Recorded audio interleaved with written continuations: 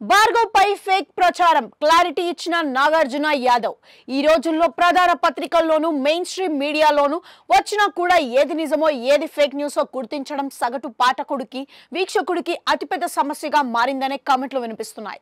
Social మీడియాలో ఎవరో gossips create చేసినట్లుగా ప్రధాన మీడియాల్లోనూ పలు ఫేక్ వార్తలు ఇటీవలే ఎక్కువ అవుతున్నాయి. ఇందులో భాగంగా సజ్జల భార్గవ్ కి సంబంధించిన వార్త తెరపైకి వచ్చింది.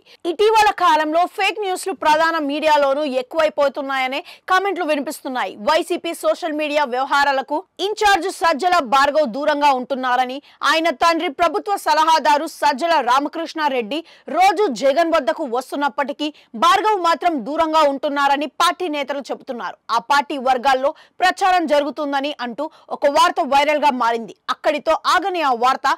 దీంతో సజ్జల భార్గవ్ బాధ్యతను నాగార్జున యాదవ్ కు జగన్ అప్పగించారని అంటున్నారు.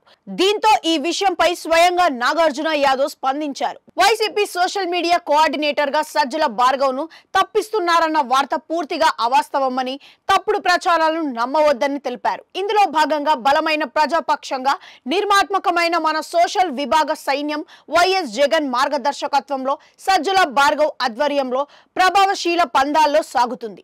నాకు వైఎస్ఆర్పీసీ సోషల్ మీడియా బాధ్యతలు ఇచ్చారంటూ కొన్ని పత్రికల్లో వచ్చిన కథనాలు పూర్తిగా అవాస్తవం అని ట్వీట్ చేశారు. దీంతో భార్గవ్ ని తప్పించారంటూ వచ్చింది ఫేక్ న్యూస్ అని క్లారిటీ ఇస్తున్నారు పార్టీ శ్రేణులు.